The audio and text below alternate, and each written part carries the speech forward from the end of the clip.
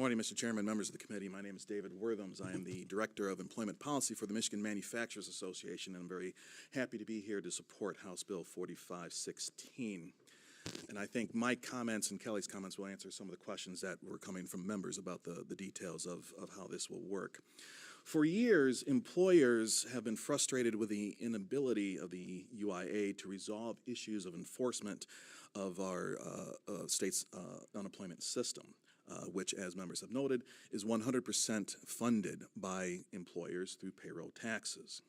Our frustrations revolve around the need to have increased accountability of the eligibility criteria, especially considering recent actions that have increased and extended the level of benefits at a time when our employers have been experiencing shortages in the workforce and have thousands of well-paying jobs that are available. Our frustrations are amplified even more as we watched the UI Trust Fund decrease from over $4.5 billion the day before the pandemic was declared in Michigan to less than $797 million over the course of the pandemic.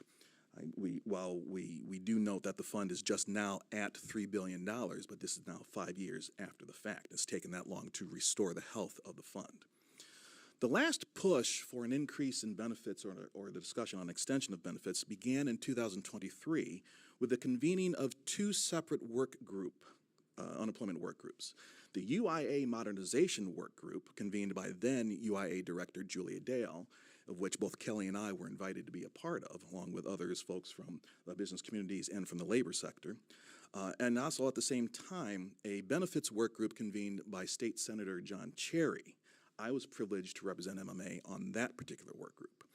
And as we had the discussion on benefits, and I raised the frustrations that were coming from the business community, we believed that we needed to tackle the issue of the enforcement of criteria eligibility before we could have a very serious discussion about the level of benefits.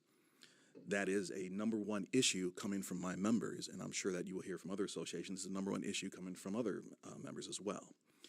The existing law, as Representative Woodford has explained, allows for basically a weekly check-in. Have an interview, report that to UIA. If you've received a job offer, you turned in an application, you've posted your resume, let UIA know, those types of things.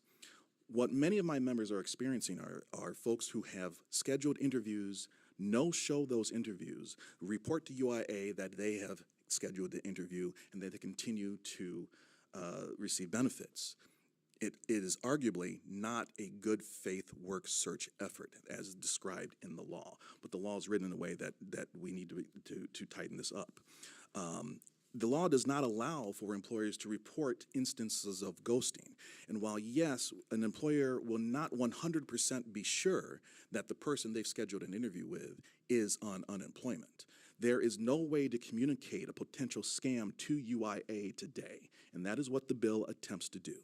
And so I've crafted this language and shared it with both work groups that perhaps this is a way that we can address this frustration that many employers are experiencing.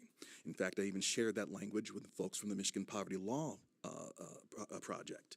Unfortunately, in 2023 and 2024, they never gave any response to the language I crafted. You can't have a good conversation if it's only coming from one side. And unfortunately, in this work group process, we didn't have that good conversation that might have been able to help address some of those more technical issues.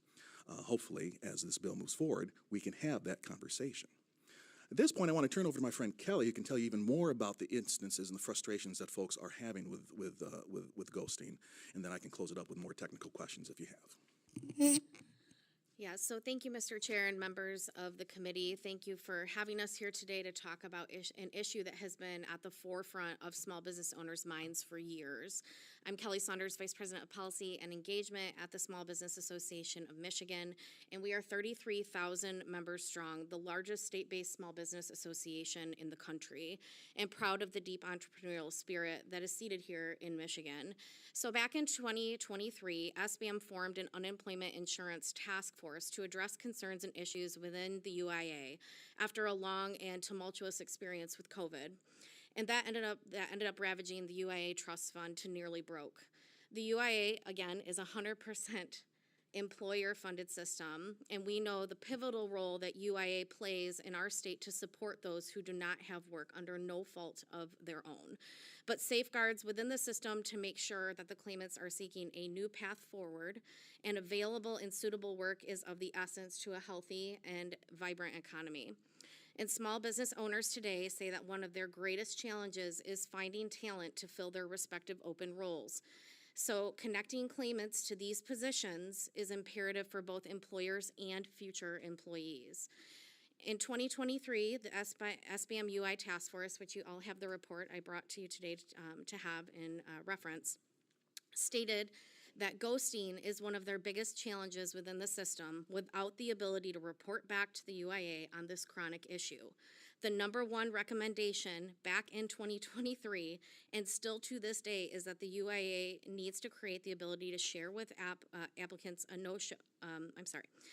The number one recommendation back then and still to this day is that the UIA create the ability to share when applicants no-show or refuse offers to ensure accountability related to work search and work availability requirements. Furthermore, information sharing across the spectrum of the process is necessary to identify trends and provide supports to those who may be experiencing barriers or issues to employment.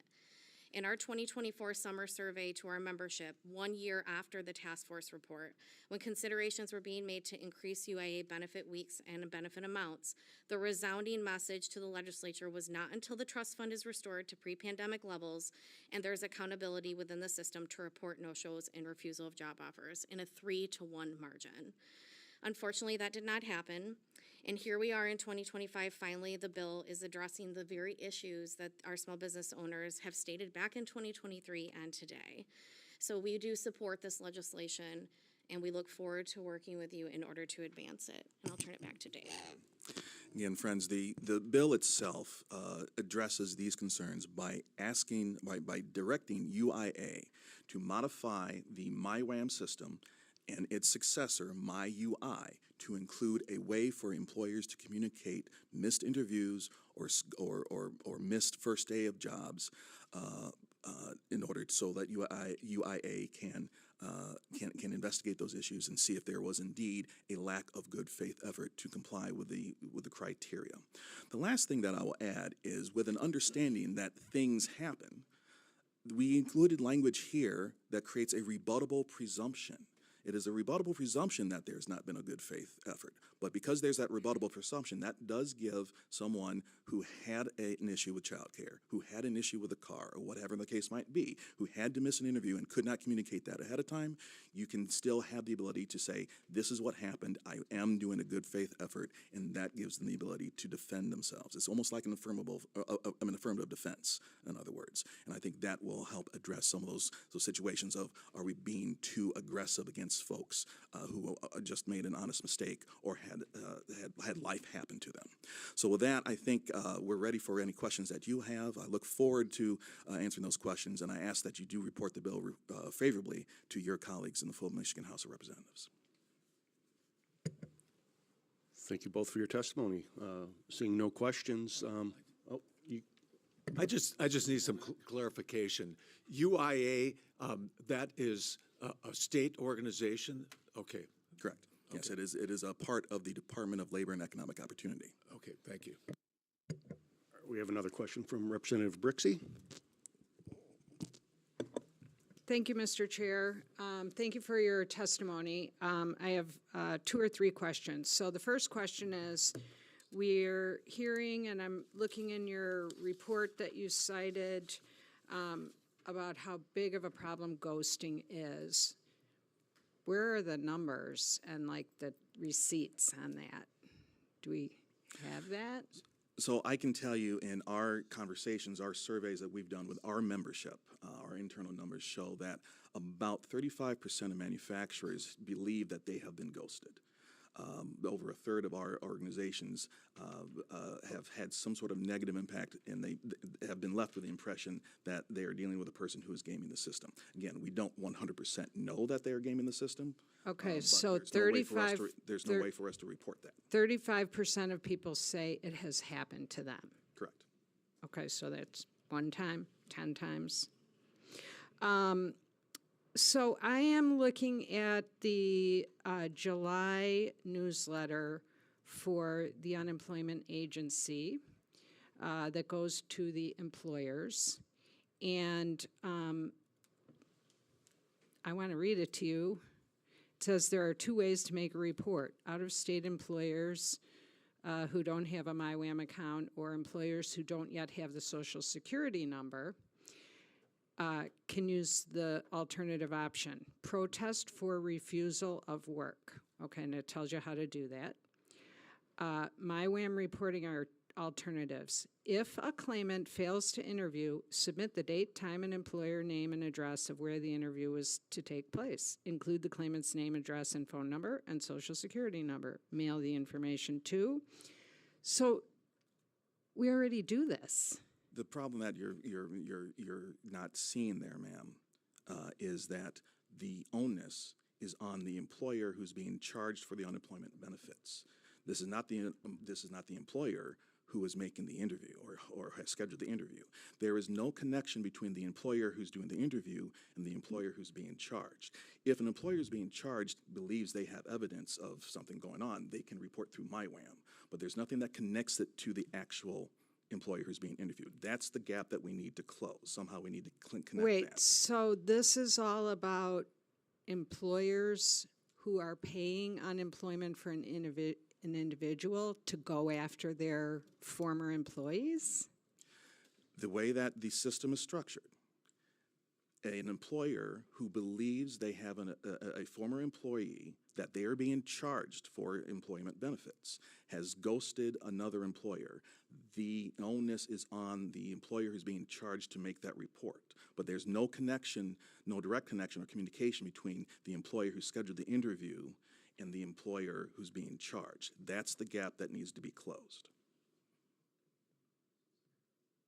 Again, so the July newsletter shows the process, and you're saying this is the process for the person who's been ghosted.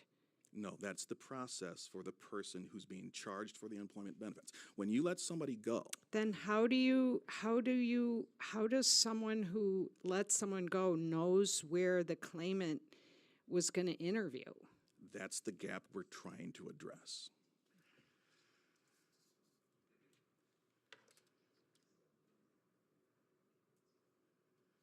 I also believe that my colleague Kelly has other numbers. Well, again, I reported to you that 35% of my membership has believed that they have a ghosted. I believe Kelly has different numbers, stronger, higher numbers that might show how prevalent this problem is. It's, our task force back in 2023 was made up of every industry. It was the highest attended task force of our entire membership, and I don't have those numbers directly on me, but the 3-to-1 on the survey, and we can get you a synopsis that outlines what we heard in 2023 and 2024. Thank you. Representative DeBoyer? I appreciate your patience here today. I think it's clear to see over the last few years how we got here. Suggestion perhaps, and I would like to know how you'd feel about this. I think there should be an amendment or a provision in this that says that an individual who is receiving benefits must disclose that at the time of application.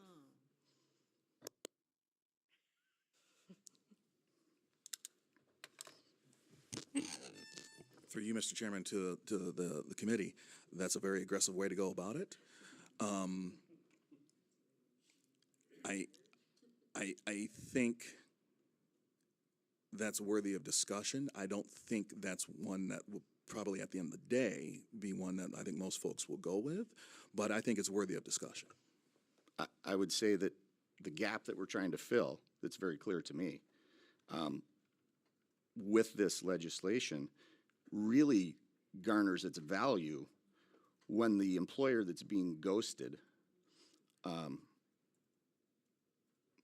knows that they have a violator in front of them, right? The problem is that the employers are the ones that are paying the tab, but they have no input on the oversight. There's where that failure occurs. And by by pointing the threat of law at the employer and saying, you must do this, but then giving them no opportunity to understand that they literally could have a person in front of them or had a person in front of them that is a ghoster, there's where the gap is at. That's the gap. Yeah. And I think it would have been helpful in 2023 and 2024 when I first crafted this language and put it out for comment to have that conversation. But unfortunately, during that time frame, partially probably because of the political makeup of the legislature was quite different than it is now, that conversation never was had. And that was something that my membership found very disappointing, that we could not get any feedback on how to find the quote-unquote compassionate way to close that gap. I would say that this is a bigger conversation on how to strengthen the system as a whole. We can all see that we had a lot of struggle during COVID, and so this is a step in the right direction to providing some accountability in the system, but also to provide supports for claimants that may need help in other areas, that to identify if there is a chronic issue. It also does hold employers accountable on if they are reporting a lot that they're having ghosting. What does that data say? So this is a more holistic approach to strengthening the system in order to help employers and claimants all around in order to find good work, to get talent in the pipeline into good paying jobs. Small business owners need talent. It is another issue that is at the top of the list. And so if we can work together on reforms like this, then we're moving in the right direction. Thank you. We're going to take one more question before moving on. Representative Brixey, one more time. Thank you. Thank you, Mr. Chair. I really appreciate it. Okay, so the suggestion that we need to label people who are on unemployment, disclose, which is labeling, when they apply for a job application, I mean, I think that's a guaranteed way to make sure nobody's going to ever get hired again who's on unemployment. It's like we're having the Scarlet U is being proposed. Don't you think that would be a disincentive to and the person for the person? Through you, Mr. Chairman, to the representative, I think that is a mischaracterization of what we are proposing here. No, what our colleague proposed. And I'm not getting in between you and your colleague. Okay, so a final question about the actual bill that you crafted, and you said you crafted it last cycle. So were you a representative last cycle and you dropped it? Or? I was invited by your colleague, State Senator John Cherry, to write language. I'm a former policy staffer. I've been on this in the legislature for years, so I'm familiar how that works. I proposed it. So you worked with Senator Cherry? Worked with Senator Cherry and with members of the UIA Modernization Did Senator Cherry introduce the legislation? He introduced Senate Bills 962 and co-sponsored Senate Bill 40, which increased the level of benefits and extended the duration of benefits. He chose those. He chose not to include that, he chose not to include that in his bill. What has communicated to me is because there was no feedback from the Michigan Poverty Law Center, he wasn't comfortable in including that. It's unfortunate that because we were not able to have the conversation in 23 and 24, we couldn't have something that was actually before you. Well, we're having the conversation now. Great. Representative Kofia? Thank you, Mr. Chair, and thank you so much for your testimony. Thank you, Rep. Wolford, for bringing this forward. So I just wanted to go back. We're talking a lot about dialogue that happened last session and some of the updates to the unemployment laws in Michigan. And one piece that I think is really critical for us to pull out when the representative gave his original testimony this morning about what is required of folks on unemployment in order to be in good standing.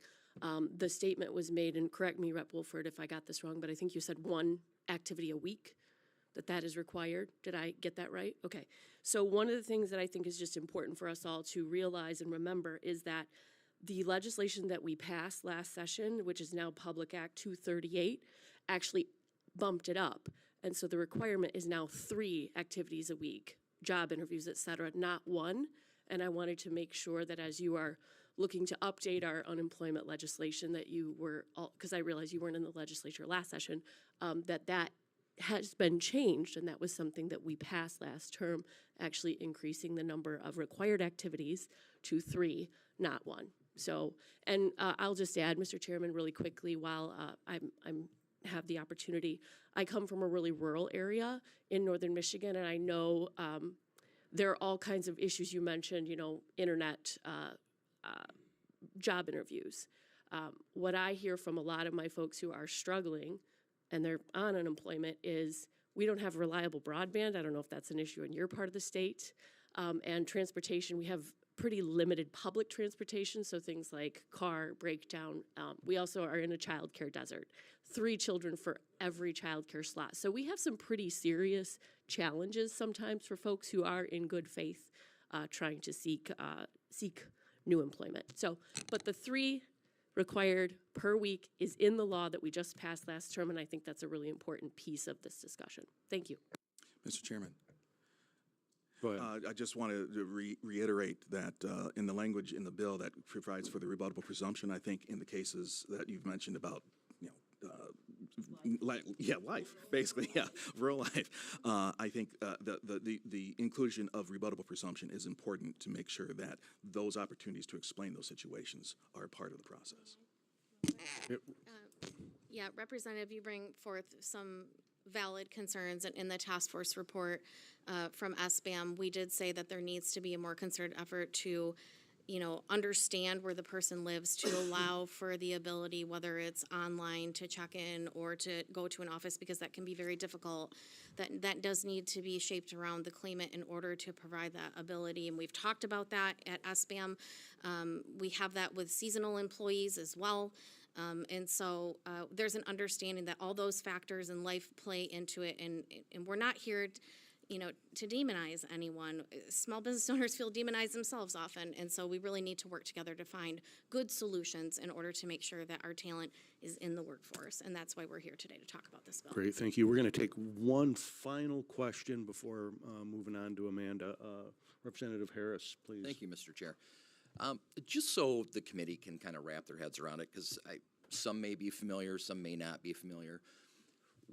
So if somebody is currently receiving unemployment benefits and the onus is on them to accomplish the 3 activities a week, when they go to search for a job or have a job interview, how do they verify with UIA that is actually happening? Is this a self-reporting feature? Is this something that employer is required to verify? I know like 30 years ago, the employer had to sign off, right, that there was an interview or a job application given, and they would report that back to UIA. But what is it now? So on the claimant side of the system, they are allowed to take a screenshot of if they're having an email conversation with an employer that shows that they've scheduled the interview or things of that nature. They can take a screenshot of that email or forward that email to UIA, include that on their side. If they have updated their resume on My Talent or on Indeed, they can take a screenshot of that and include that. Those types of things. Those are things that are able to be submitted on the claimant side of the MyWAM system. Mr. Chair, quick follow-up. Right ahead. Really quick. So, in your experience, do you see any issues with fraudulent activity with that self-reporting versus does UIA go back and verify any of those with employers that actually occurred? So in our conversations this would have been a modernization work group meeting at the very beginning, I think March in 23, they kind of walked us through that process and how some of that happens. I think you have some very good people working at UI trying to do their best with that. That being said, I think it is possible, and then maybe this goes back to the cybersecurity issue that some of the other members have mentioned. It is possible for those things to be faked, for those things to be scammed. But anything is possible. But I think without having an additional communication from employers to indicate maybe something is off here, it makes it an even more challenging situation for UIA to investigate. which I think this bill probably takes care of some verification aspects. So thank you for being here. Thank you, sir. Thank you both. All right, next